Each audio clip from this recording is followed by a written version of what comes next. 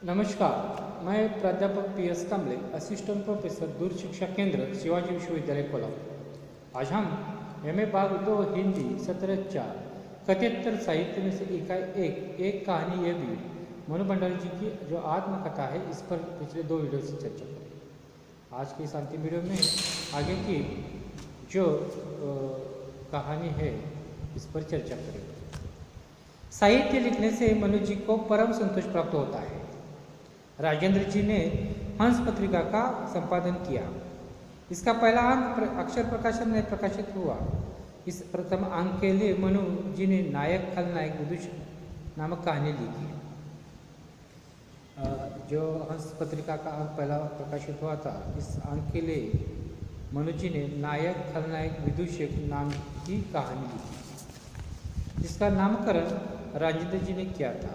हंस पत्रिका के आरंभिक 3-4 साल भारी संकट से गुजरे। इस स्थिति में राजेंद्र जी ने परेशान रहते थे, लेकिन उन्होंने इस परेशानी का जिक्र अपने लेखक पत्नी के पास कभी नहीं किया। ये सारी बातें मनु जी को बाहर वालों से पता चलती है। राजेंद्र जी का स्वभाव गुनाहगार था। वे कुछ बातें मनु जी से छिपा कर रखते हैं, इसलिए मनु जी उनके बर्ताव से परेशान है। मनु जी को लगता है कि अब राजेंद्र के साथ जिंदगी काटना मुश्किल है। मनु जी विवाह के 35 वर्ष बाद अलग रहने के फैसला राजेंद्र जी को सुनाती है। मनु जी द्वारा अलग रहने का फैसला राजेंद्र जी को इतना महत्वपूर्ण नहीं लगता है क्योंकि उन्हें लगता है कि 1-2 महीने के बाद मनु पिघल जाएगी और उसका अलग रहने का फैसला वापस लेगी। राजेंद्र जी इन 2 महीनों में अपने मित्र के पास रहेंगे।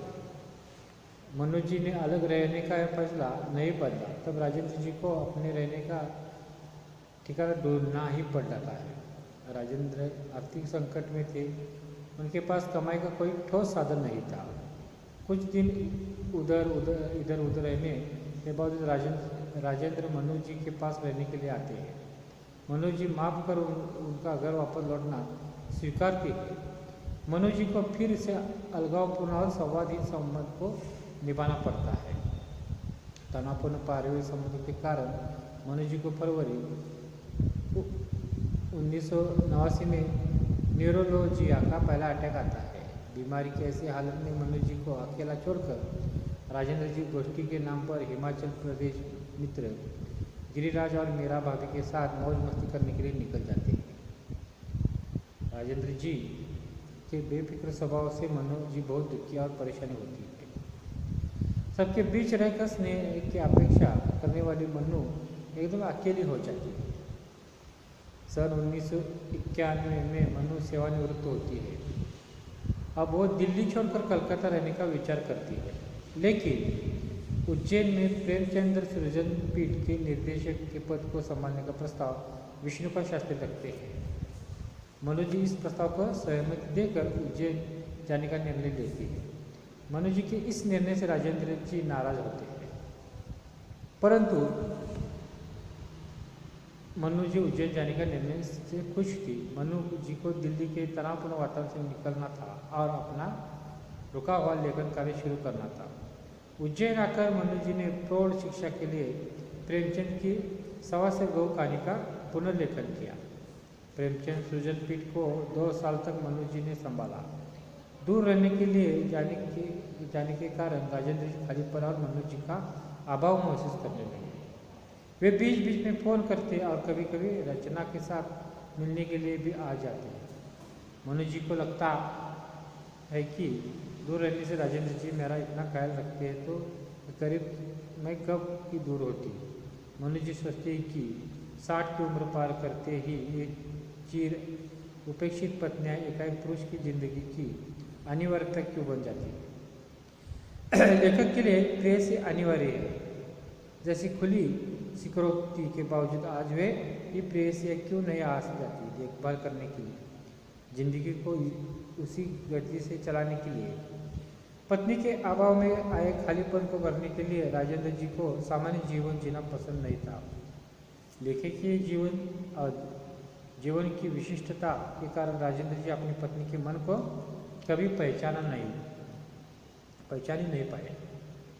मनु जी हमेशा राजेंद्र से स्नेह और पारिवारिक आनंद की अपेक्षा करती है, परंतु राजेंद्र जी ने पारिवारिक जिम्मेदारी को कभी स्वीकार नहीं किया। मनु जी ने लेखकीय जगत से में मुक्त संचार की अपेक्षा करने वाले राजेंद्र जी को पारिवारिक जिम्मेदारी से मुक्त किया। राजेंद्र जी अपनी मनु जी से मुक्त होकर प्रेयसी मीता को पहाड़ पर एकांत ले जाकर समय बिताते हैं। मनु द्वारा घर खर्च के लिए दिए जाने वाले रुपये में से कुछ काटकर कभी लेखन और रॉयल्टी से मिले रुपए तो कभी प्रकाशकों से अग्रिम रुपए लेकर मीता के लिए खर्च करते। राजेंद्र जी मनु के साथ शादी करने के बाद मीता को आश्वासित किया था, शादी मैंने जरूर मनु से कर ली है, पर हमारा तुम्हारा संबंध तो जैसा है वैसा ही रहेगा। शादी में वैसे भी मेरा कोई विश्वास नहीं, सो ये बंधन मेरे तुम्हारे बीच कभी बंधा नहीं बन सकेगा। इस प्रकार की बेवफाई करने वाले राजेंद्र के दुर्व्यवहार से तंग आकर मनु जी ने उन्हें हमेशा के लिए घर से निकाल दिया। मनु जी राजेंद्र जी से कहती है, पहले की तरह अब आप इस घर में लौटने की कोशिश भी मत करना।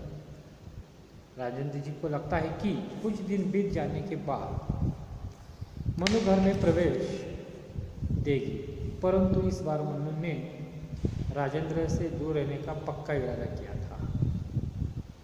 प्रस्तुत आत्मकथा लिखते समय मनु जी कहती है, आज 12 साल हो गए हमें अलग हुए। इस अलगाव का कारण है राजेंद्र जी द्वारा बेवफाई। मनु जी ने राजेंद्र जी से प्रेम किया और शादी भी की। वो शादी पिता के सख्त विरोध के बावजूद कर दी। राजेंद्र जी विवाह के पूर्व एक भोला व्यक्ति नजर आते थे और विवाह के तुरंत बाद उसका असली रूप मनु जी के सामने आता है। राजेंद्र जी पहले से ही मीता नाम के नारी के प्रेम में फंसे थे। मीता और राजेंद्र ने प्रेम की सारी हदें पार कर दी थी। राजेंद्र जी ने विवाह के समय मनु को इन बातों से अंधेरे में रखा और विवाह के बाद समांतर जीवन का आधुनिक पैटर्न पेश कर दिया। मनु जी के लिए यह बहुत बड़ा आघात था। प्रेम विवाह करने का उनका इरादा जीवन भर प्रेम पाने का था, किंतु नसीब में सिर्फ धोखा, अकेलापन और पीड़ा ही मिली। प्रेम विवाह मनु जी के जीवन को समस्याओं का जंजाल बन जाता है।